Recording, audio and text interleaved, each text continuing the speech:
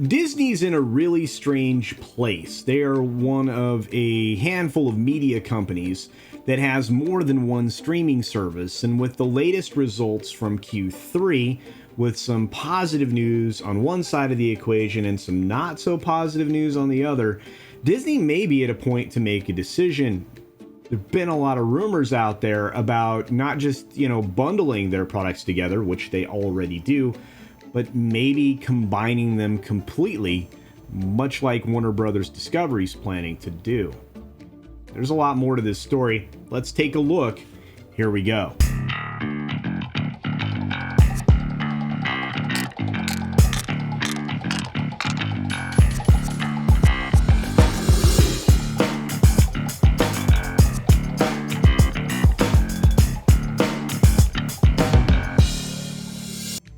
So there's been some speculation out there about Disney getting rid of their streaming entity Hulu. Well, I don't know if that's a good plan, and there's an actual story from the Variety Intelligence platform that kind of also takes the same tact that I'm headed down. They're looking at the case for keeping Hulu. Well, Hulu has a lot of various upsides. First of all, it's if not the longest streaming platform out there. It's kind of a grandfather in this area. I believe it started many, many moons ago, about the time that Netflix was shifting fully from DVD to streaming. And that's a long time for something to be out there in the world. It's a certified brand, and it's coming under control of Disney outright here in the next 2 years. Now, let me correct some misinformation that may be out there. Disney does have full control of Hulu, but not full ownership. Currently, they owe at least $9 billion to Comcast. Well, they still kind of are a part of this, and sometime around January of 2024, and I think that's in the article, they're going to have to write a check for a minimum valuation, and at this moment, that's about $9 billion. So there's being an argument made, and has been for a long time, that it isn't in Disney's best interest to increase the value of Hulu, because it's going to increase the price tag of the buyout or the payment that they have to make to Comcast. And I think I'll set that aside for later in the conversation. But Hulu itself is essentially an entity that sits at 46.2 million subscribers. It is the most profitable streaming element in Disney's empire because it has a very high ARPU. Now, that ARPU did fall slightly in the last quarter, year over year, to $12.92, but that is so much higher than what Disney does domestically here in the US at $6.27. It's interesting the way they report these numbers. It almost seems deceiving, but I can understand why they focus domestically, because Hulu at this moment doesn't venture outside of North America. Hulu TV Plus streaming is not something you can get internationally yet. And so it's, I guess, okay that they refer to Disney Plus ARPU in the United States or North America per se, because when you roll that out internationally, the ARPU for Disney Plus is terrible.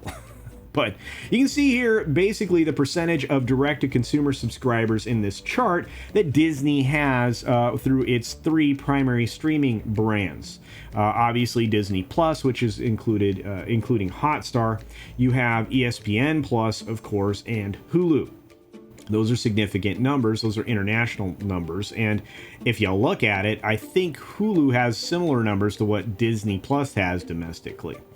So because of the majority stake that Disney controls, and again, because they have to write Comcast a check in January 2024, you can see from the article, they're basically tied into at least a $9 billion check. And that's kind of a reason why people are arguing they're not building their brand. But I would say they need to. First of all, Disney has a lot of a lot of confusion surrounding it.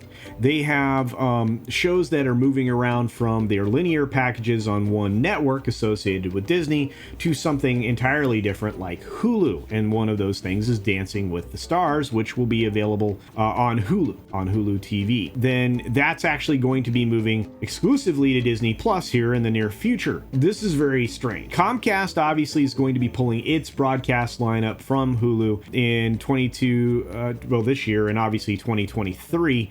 So you're going to lose Saturday Night Live, The Voice, a bunch of stuff that they control. And so Hulu kind of is going to be suffering from the same problem that they've had before at the same price tag that they have, which is a loss of content. And they're not alone. But Hulu is very big with the Disney bundle, and the article says here, the newly announced price increases and bundling options sort of implies that Hulu is an important aspect of the Disney DTC strategy. That's direct to consumer. It obviously earns billions in ad revenue because it's currently their only ad-facing platform until Disney Plus gets its own. And I would argue that, you know what, just put them together. It's going to save you in the end. As we get closer and closer to 2024, January 2024, we should probably not worry so much about Hulu's overall valuation. First of all, ESPN Plus isn't really a windfall for Disney. They don't really put quality sports content over there as they should, and they really do need a forward-facing exposure for ESPN, and that'll kind of fend off, activist investors like Mr. Loeb who want to spin ESPN off into the ether. I think that's a bad idea. I also know that the linear side of the equation as far as subscriptions go for ESPN is essentially falling apart. How do you fix that? Well, roll ESPN directly into Hulu. That's right. Make it a part of that entity. And then you only have two products to bundle: Hulu Live TV plus ESPN and Disney Plus, which I think probably has a lot of cost saving in there as well. One of the things that a lot of CEOs right now are looking for cost savings, and eliminating redundancies of certain positions is one of the ways to do that. Organizational structure can save you a ton of money, and by limiting your distribution lines to only your nameplates, well, that's probably a way to save money as well. Disney should speed up this process of growth for Hulu Plus, and this is where I agree with the article primarily. They should consider merging Disney Plus and Hulu into one service. And I think they should add ESPN in there as well. And that essentially would make opportunity available for them to take that globally, because they would absolutely win in a war if they were able to overcome the streaming licensure issues across the globe when it comes to a lot of these entities' release schedules, and basically strip rights away from some of these other entities that are building their content libraries on things that are now shared with Disney. I don't know. There's a lot of upside for doing this and for pushing it international. The question is that the direction they're going to go? I think they should. And again, I will reiterate, I think ESPN should be part of that plan because it is dying on the linear distribution systems, whether it be cable or satellite. There you are. But hey, what do you think? Do you think that's a good plan to keep Hulu around and eventually just merge everything into one entity? I do. You know why? Well, for me, it's because I can see the writing on the wall, and I already know that Warner Brothers Discovery is in the process of doing this by next summer. I don't know why Disney wouldn't follow. It's a great way to save money. But again, your comments down below, I would truly appreciate. It helps with engagement. It helps not only me, but other content creators that you support. So please subscribe to their content. If you enjoy it, share it out. If you enjoy mine, do the same thing. Hit the like button on stuff that you enjoy. And of course, leave comments because it pushes that engagement I just mentioned. With that, be sure to take care of yourself, take care of others, wash your hands, of course, because it's good hygiene. And until next time, bye.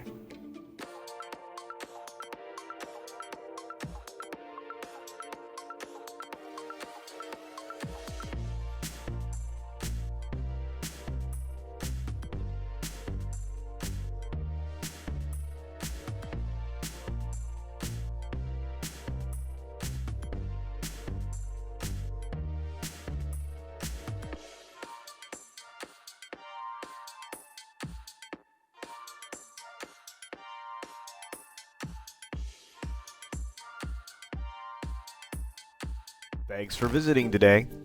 Be sure you're subscribed and hit that for alerts. Yay! Of course, like and share all of the videos that you can, as it helps with the algorithm. Have a great day.